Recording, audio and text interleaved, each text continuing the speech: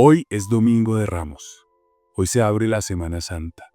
Hoy el Evangelio nos presenta la pasión del Señor según San Lucas.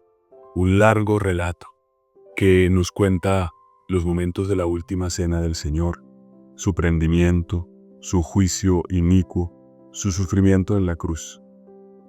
Pudiéramos fijarnos en muchos de estos momentos, pero yo quisiera invitarte a que pensemos en la relación de Jesús con dos personajes muy importantes, con los gobernantes de su tiempo, con los poderosos, con Pilatos y con Herodes. Jesús tenía relación con los suyos como en círculos concéntricos.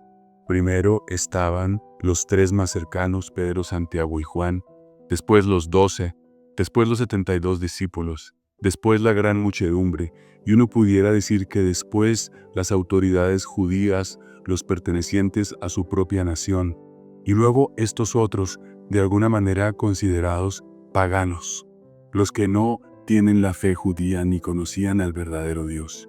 Entre ellos, Pilato, representante de los romanos, y Herodes, un idumeo, gobernante local de aquella región de Palestina. Ambos representan dos actitudes ante la vida, frente a las cuales Jesús se sitúa y nos previene. Pensemos en primer lugar en Pilatos, aquel que quiso liberar a Jesús, que después de escucharlo entendió que no tenía ningún tipo de culpa, pero que no tuvo el valor de defender la verdad. Él se preguntaba qué es la verdad.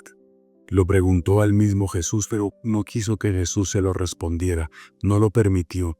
Aquella persona que se siente más cómoda sin comprometerse con nada, que no quiere que lo señale, que lo califiquen de fanático, de religioso o de adherido políticamente a un grupo o a otro, que le parece que va a estar más libre si no manifiesta sus convicciones públicamente, es más, se siente mejor si ni siquiera las tiene. Es aquel que quiere preservar su pequeña burbuja de poder, pero no se da cuenta de que esa falta de compromiso a la larga, quizás en el corto plazo, le supone una ventaja, pero en el largo plazo le supone una complicación. Él no se da cuenta de que, aunque tiene poder, en realidad es objeto de manipulación.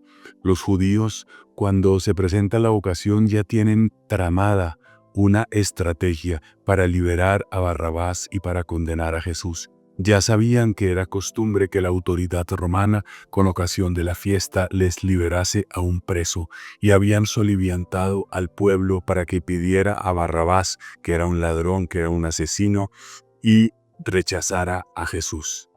Esta es la realidad que también nos puede ocurrir a nosotros cuando no queremos comprometernos, cuando por el qué dirán, por los respetos humanos, por la vanidad, queremos aparentar que no estamos casados o comprometidos con una idea, con una persona, con una ideología, que al final esto nos juega una mala pasada y nos traiciona, y terminamos haciendo el mal que nunca nos habríamos imaginado. Pilatos tiene la ocasión de dialogar con Jesús, pero no se la juega por la verdad. En el otro extremo está Herodes, aquel hombre que había decapitado a Juan el Bautista después de un banquete, después de saciar su cuerpo en los placeres de la comida y del sexo. Herodes, a diferencia de Pilato, no es el que no se compromete con la verdad, sino más bien el que está esclavo de sus propios gustos, de sus propios deseos. Y esa esclavitud, esa búsqueda de las plenitudes de este mundo efímeras no le permite pensar, no le permite decidir. Herodes también significa en nosotros esa dimensión, ese aspecto nuestro que en ocasiones permite cosas que nunca se hubiera imaginado. Un día exorbitantemente, digamos, deslumbrado por un baile, le prometió a la hija de la que no era su mujer, pero que convivía con él, que le daría cualquier cosa. El que no controla sus pasiones, tampoco controla su lengua, promete cosas que luego no puede cumplir o cuyo cumplimiento implicará hacer daño a otros, como lo hizo con Juan el Bautista. Es aquel que en realidad, por andar buscando experiencias, no puede tener dominio propio, no tiene control. Esa es otra actitud que también nos puede pasar a nosotros. Cuando no tenemos dominio, entonces vienen otras realidades que nos descontrolan y que no nos permiten vivir en la verdad.